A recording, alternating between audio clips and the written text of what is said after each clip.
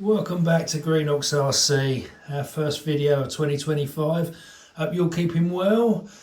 Now, tonight, we've got part 2 of my show and tell collection, where I'm showing everyone my RC car collection. Back in December, I released part 1, where I showcased all my Tamiya monster trucks. Tonight, we've been going down the buggy route. Now, I haven't got a huge amount of buggies, but I focus more on quality rather than quantity. We've got a few little gems in here, so we're going to have a little talk through tonight, let you know the stories behind them, how they come about, and show them off per se. So anyway, back in the day, as you probably know from the last video, those of you that watched it, one of the monster trucks, my first hobby grade car was back in late 87, early 88 with a Tamiya Midnight Pumpkin. That was soon followed by the Porsche 959, which I got in 1989. And then 1991 we decided we wanted to go racing. Myself and Polka found a little track meet at the local school that used to be active on weekends, and obviously Polka had his Manta Ray to race, but I couldn't race my Midnight Pumpkin. I certainly couldn't race my Porsche 959. So I needed a buggy. So I sold my Porsche 959, and being a Tamiya fanboy, my heart was always with Tamiya. I wanted a Tamiya buggy to go racing with. Obviously, the choices that spring to mind at the time, being 1991, was Egress, Astute or Top Force. But obviously, looking at the radio race car magazines that I used to read religiously every month, and looking at what used to do well at the races in the league tables, there was never any Tamiyas. Well, tell a lie, you had Jamie Booth, who had considerable success with an Egress and an Astute back in the day. He always done very well with them, heavily modified at that. But all the other cars that used to do well were things like Kyosho, Optima Mids, Schumacher Cats. Obviously you had RC10 still knocking about at that time. So even though my heart wanted a Tamiya, I decided to buy a Kyosho Laser ZX. We went racing for a little while that summer, and in all honesty, that was the beginning of the end for the hobby for me, first time around. I never felt the same love and bond with that Kyosho Laser ZX as what I did with my previous Tamiyas. I think the whole thing became too serious, it became too competitive, too expensive, and it all burnt out in the end. So around about by 1992, I sold on the Laser ZX and fell out of love with the hobby for 30 odd years. So in reality, I never really got to experience the build and to own my own buggies back in the day, other than the Laser ZX, which was pretty much a track car. So I missed out on so many nice buggies. Obviously I drove my mates, you know, I drove back Grasshoppers and Daddy's Terra Sculpture and Polka's Manta Ray and various others, but I never got the chance to build my own or own the ones I wanted. So obviously since getting back into the hobby about 5 years ago, a lot of them have been re-released. So it was an ideal opportunity for me to go back on some of them cars that I really wanted as a kid, the ones that got away, and get them in the collection. So yeah, this is a little talk through the ones that I've got anyway tonight. So let's get cracking. Right then, as I was saying, never really got a chance to build or own any buggies back in the day other than the Laser ZX, which was strictly a racing car really. Getting back into the hobby in 2020, ideal opportunity to go back and catch up on some of them ones that got away back in the day.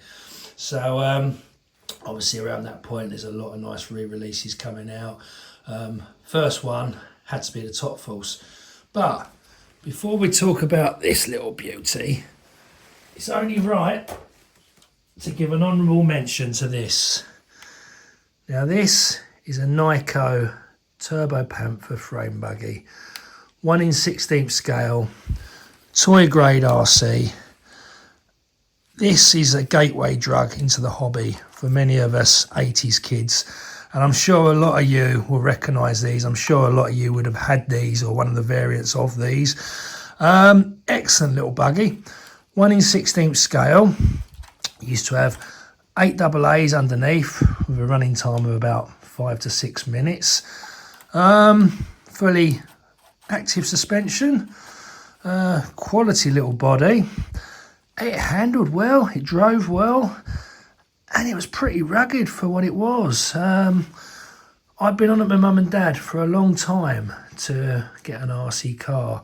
So when I got this, I was about 8 years old. I was car crazy. I used to collect all the die-cast models. I was motorsport mad and always wanted an RC car. I was too young at that point to be allowed to have a hobby grade. So mum and dad eventually said to me when I was 8 years old, save up your Christmas and birthday money and we're taking you and you'll get you a little RC car.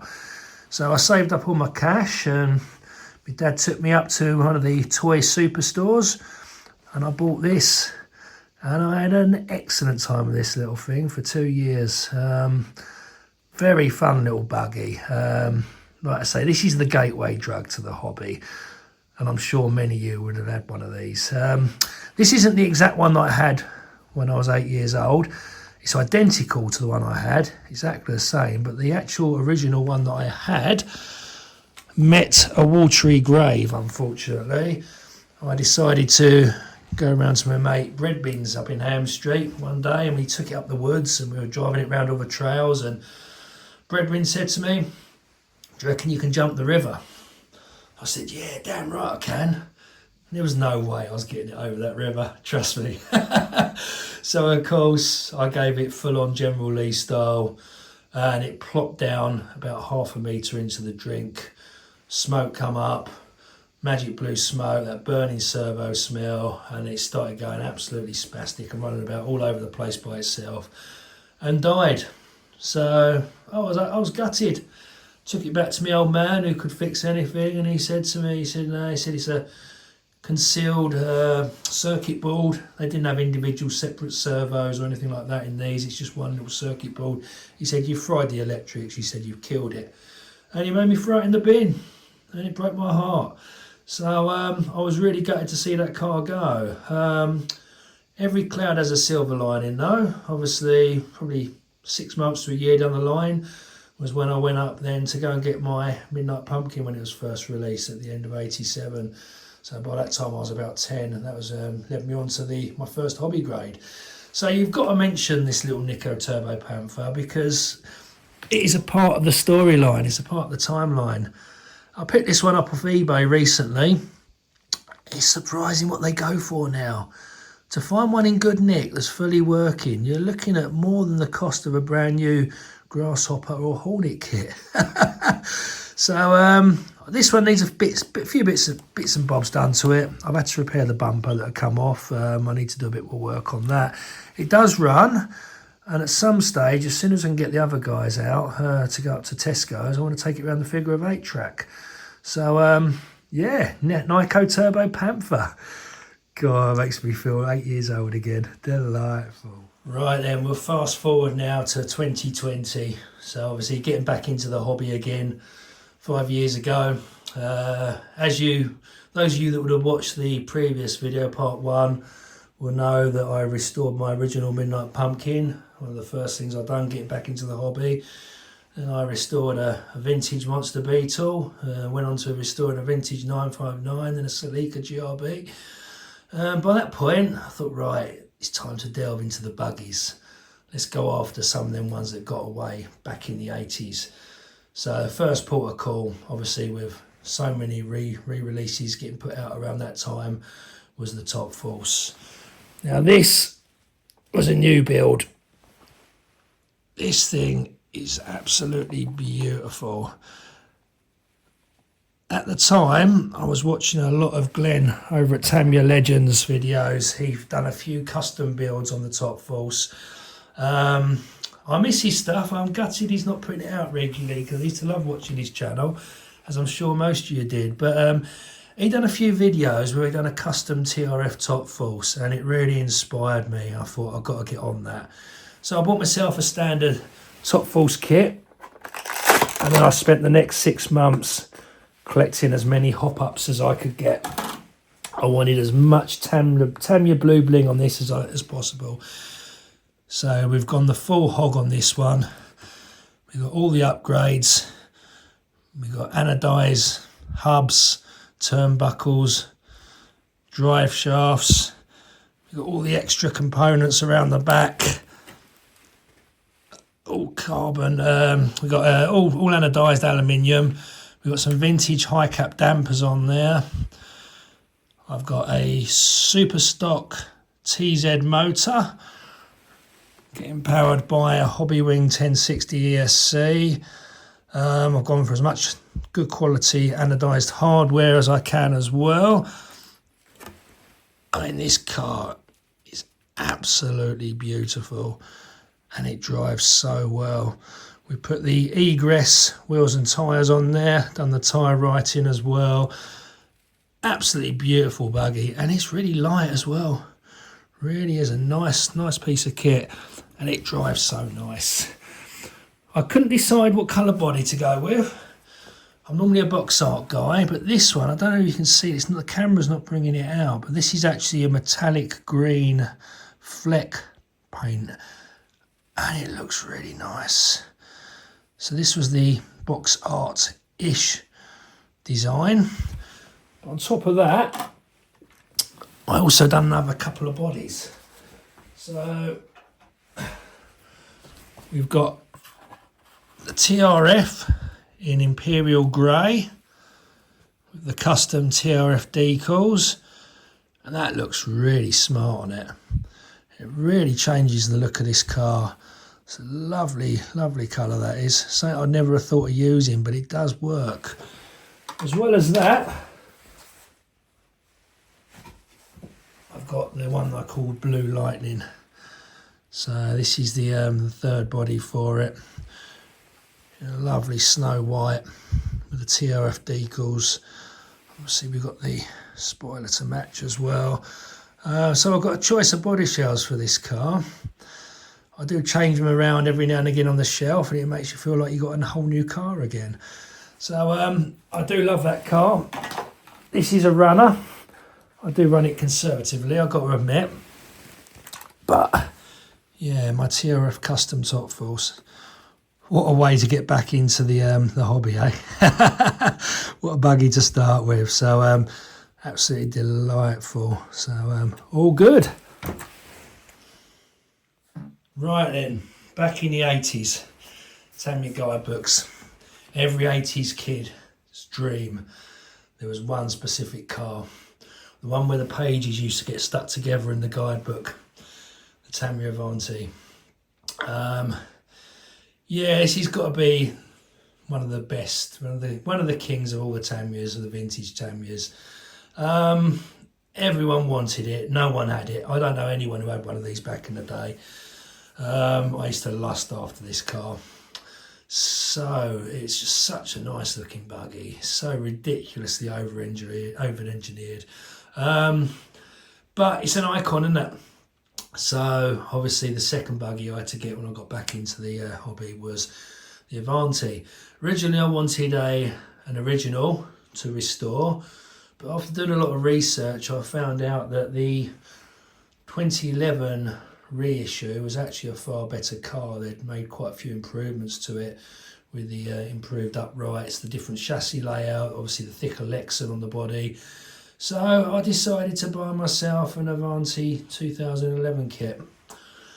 Got it, and it was like a boyhood dream come true.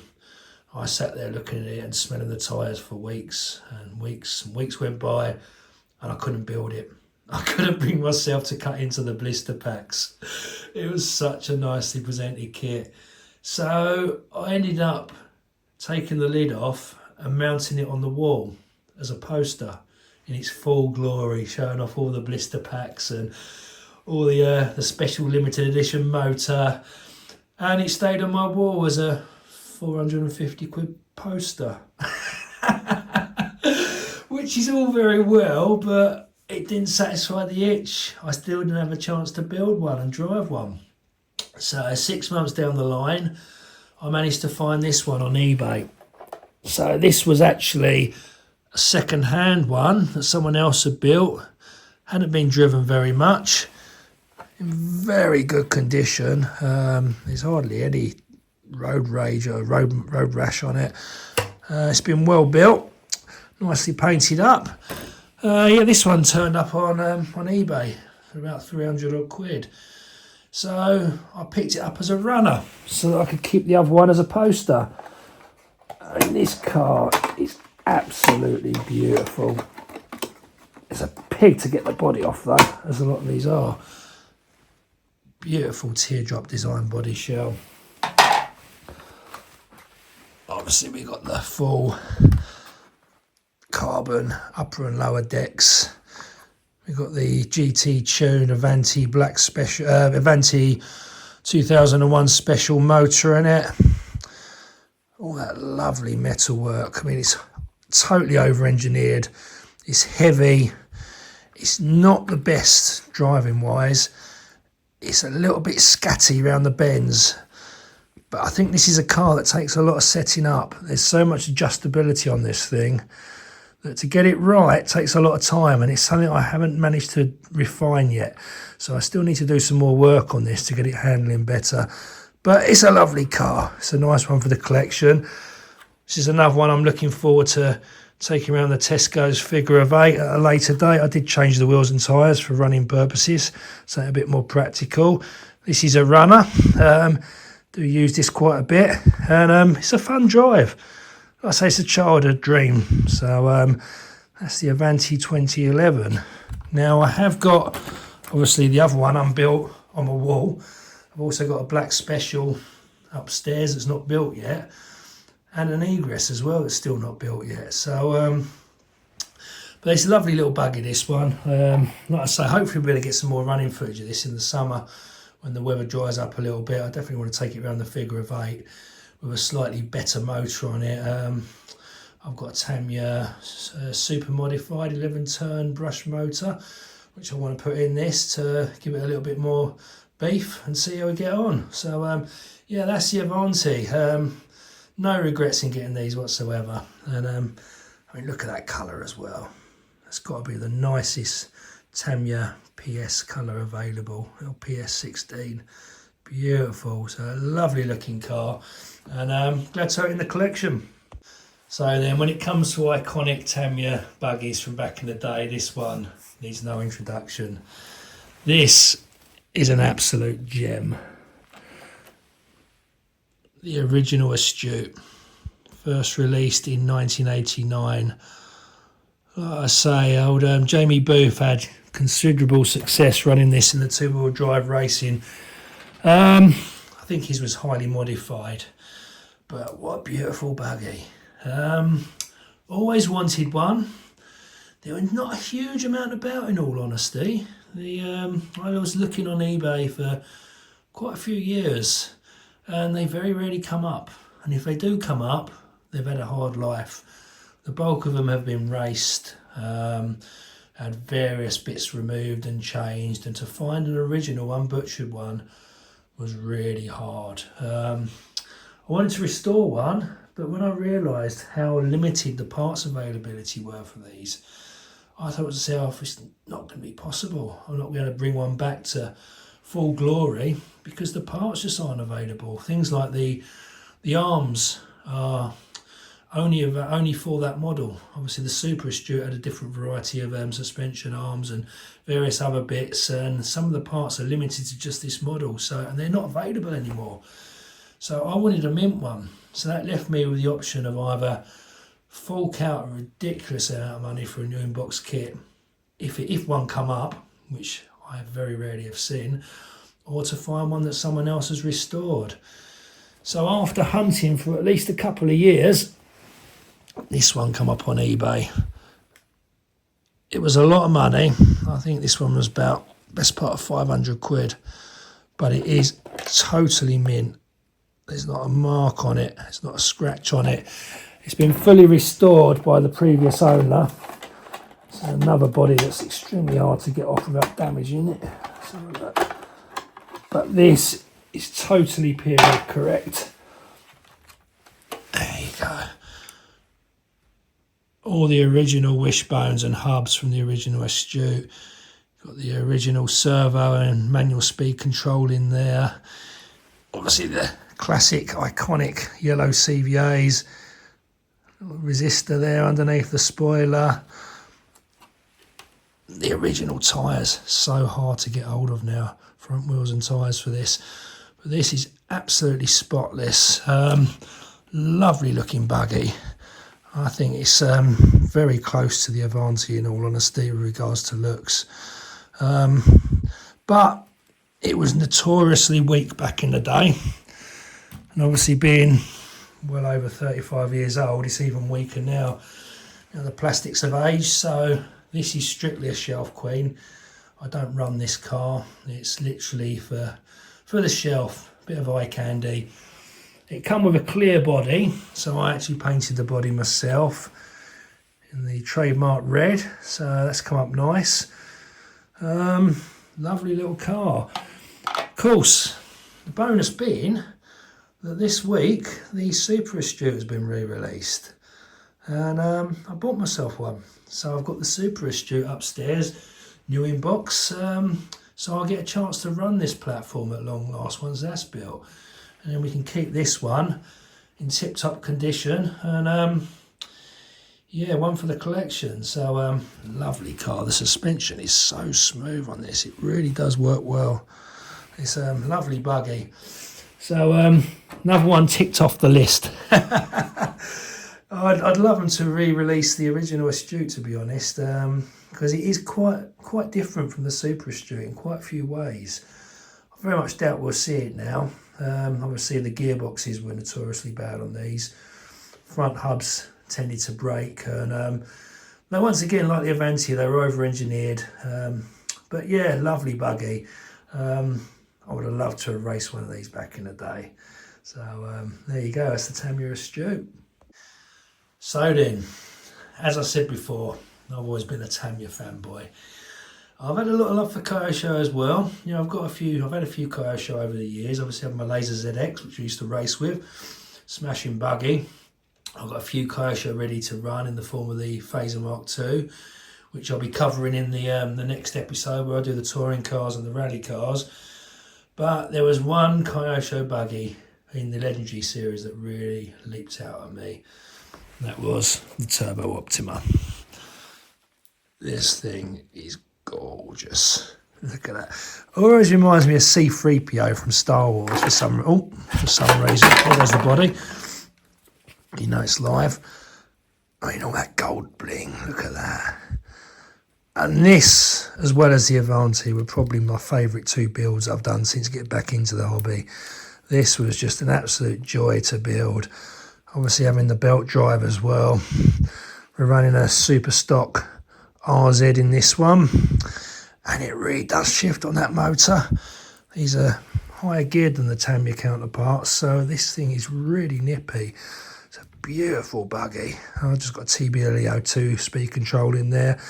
This is a runner, as you can see by the scuffs on the underneath, the scuffs on the bumper.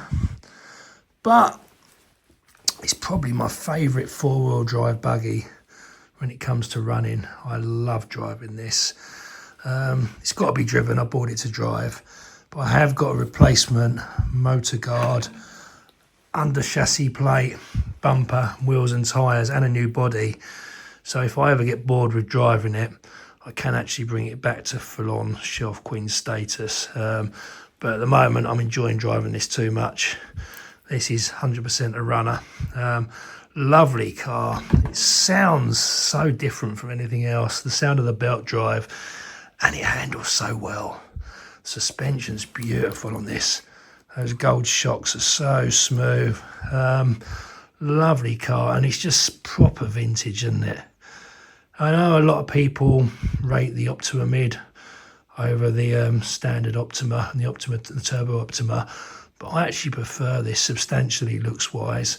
I have got an Optima Mid still to be built, another one in the new in-box collection, but this one is the one that done it for me looks-wise.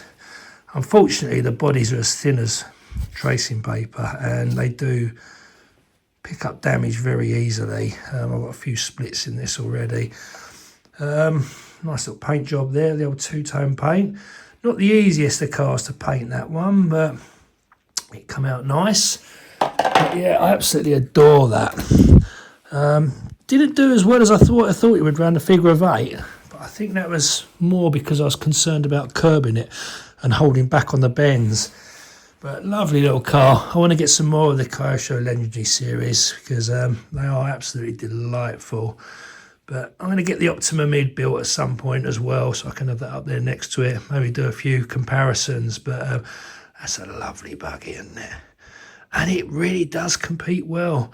I've taken it around a little track, and it jumps well, handles the bends well. It's I really have not got a bad thing to say about this car. So, and like I say, it's my favourite four-wheel drive to run out of all the buggies that I've got at the moment. So then, out of nowhere, Tamiya being Tamiya, suddenly decided to re-release the Top Force Evo, or the Evolution as it was originally called. I didn't see that one coming, as I'm sure a lot of you didn't. And I told myself, I don't need an Evo. I've got my TRF Top Force, which is fully hopped up. Brilliant car. I don't need another Top Force. And then I started watching the build videos and the run videos on YouTube.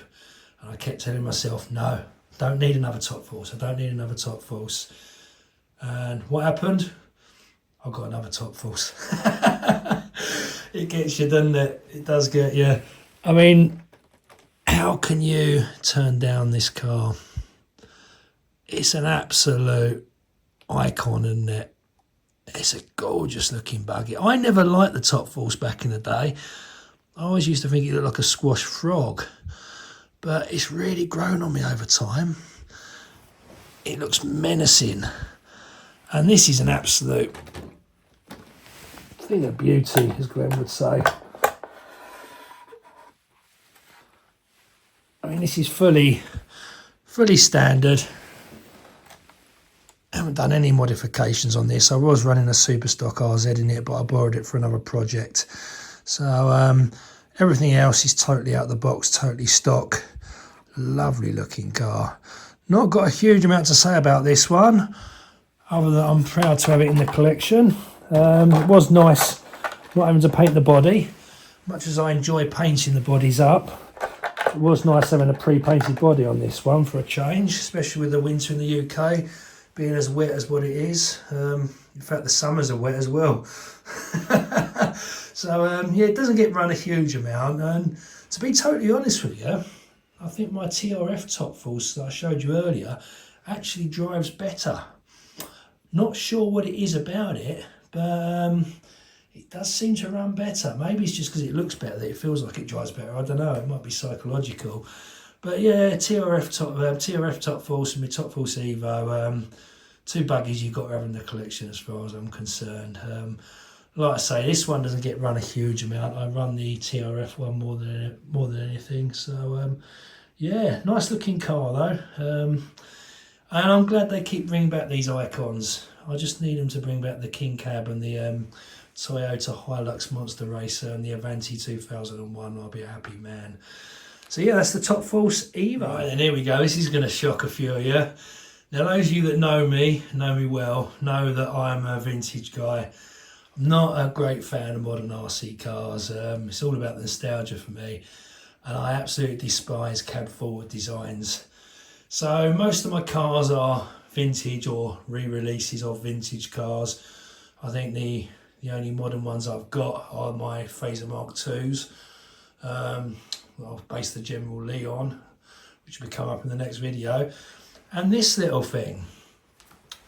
And I know everyone's thinking, what? Team Associated RC10 B6.2. You weren't expecting that, were you? Now this buggy come to me totally by chance.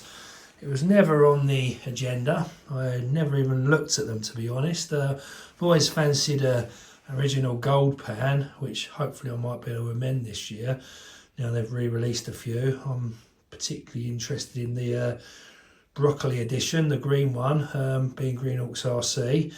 But this is a modern team associated, or fairly modern anyway. Racing buggy, 2-wheel drive. Something that I would not have gone for in a million years. A little story behind this one. I've got a mate who lives opposite. Bit of a nutter, in all honesty, he is. He's totally off his pickle most of the time. But he used to race back in the day, the same club that me and Porky used to race at a long time ago. And he decided to get back into the hobby as well. So he picked up this team associated RC10B 6.2, started building it. And he got halfway through building it. They bought all the ingredients for the recipe. He got halfway through building it, decided he'd lost interest. And I was around there one night, we were having a few drinks and that, and at 3 o'clock in the morning, and he goes, "Do you want to buy my RC car?" I said, "What?" I said, what do I want with that? I said, I'm a vintage guy. He said, "Oh, it's much better than all your vintage crap." He goes, "Yeah, you want to buy it?" And I said, "Well, I thought you were buying that to get back into racing with your brothers." And he said, he goes, "I can't be asked anymore." And he said, I'm going to sell it on eBay cheap. You might as well save me the hassle and buy it off me. I said, "Well, in all honesty, mate, I'm not really something I'm interested in." He said to me, "You can have it for £100. I went, "What?" He goes, "Yeah." He goes, "It's nearly built." He said, "It's not fully built." He said, "It's never been run." He said, "It's had a custom hand sprayed body, custom paint scheme." He said, "It comes with 3 brand new 70C 2S LiPo racing packs, a brand new 3995 kV 8-turn brushless motor, a brand new 120 amp Hobbywing ESC, a brand new Savox servo, and a brand new top of the range Futaba transmitter." And I said, "What, £100? Are you joking?" He said, "No." He said, "Save me the hassle of selling it." So of course, I snatched his arm off for it at that price. Let's have a look at this thing, shall we? God, yeah. I mean, look, this body. Whoever sprayed this, I mean, I don't know whether it was sprayed or airbrushed in all honesty, but look at the skill that's gone into that. It's a beautiful paint scheme. It almost disguises the fact that it's got cab forward. I mean, who invented that cab forward malarkey? I mean, you see that on the car. Where do their bloody legs go? You must have midgets driving these things. There's no way you can have the cab that far forward if they've got legs. But there you go. But it's nice. I mean, the paint scheme does kind of hide the fact that it's cab forward. But look at this thing. What a delightful buggy. Obviously, it's got a metal chassis. I mean, the shocks on it are absolutely superb. I thought high caps were good and the Kyosho gold dampers were good, but these team associated big bore shocks are absolutely gorgeous. Damping is superb. Obviously got loads of carbon on it. So we got the brushless 3995 kV motor in it, the Hobbywing 120 amp ESC. It's got all the electrics on it. I have run this just to test it. I finished building it after he gave it to me. Got it all set up, took it out for a drive, and it really drives nice. In fact, to be honest, it knocked me for 6, how well it drove. I've never driven a proper thoroughbred racing buggy before, and this thing is fast, and it sticks to the ground like anything. Absolutely beautiful. Now my plans for this, obviously like I say, I've got all the radio gear in it. I want to take this out. Look at the suspension. Look at that. Beautiful. I want to take this out around the figure of 8, around the Tesco's Time Trials track. Because I think if any car stands a chance of getting back the top spot from Peter Smith and Taylor, who share the top 2 positions, I think this is the car that's going to do it. So we need a dry day. So it's just a matter of getting the other guys out now. They're a bit lightweight when it comes to coming out in the cold and the wet. So I haven't been able to do any figure of 8 time trials for a good 6 months now. If they don't come out by the spring, then I know a man who will. And I'll be calling up Peter Smith and getting him to come down, and we'll film a few episodes and we'll take some of my rigs around there, we'll take some of his rigs around there, and we'll get some more times up on the leaderboard for everyone. So I'm looking forward to that. Like I say, not a car that was on the radar, but I'm glad I've got it. It's nice to have something different in the collection. But what I do want now is I want the 40th anniversary RC10 original gold pan, or even the green re-release, to put next to it. So it will show quite a nice bit of progress in car design, and they'll probably look quite good together.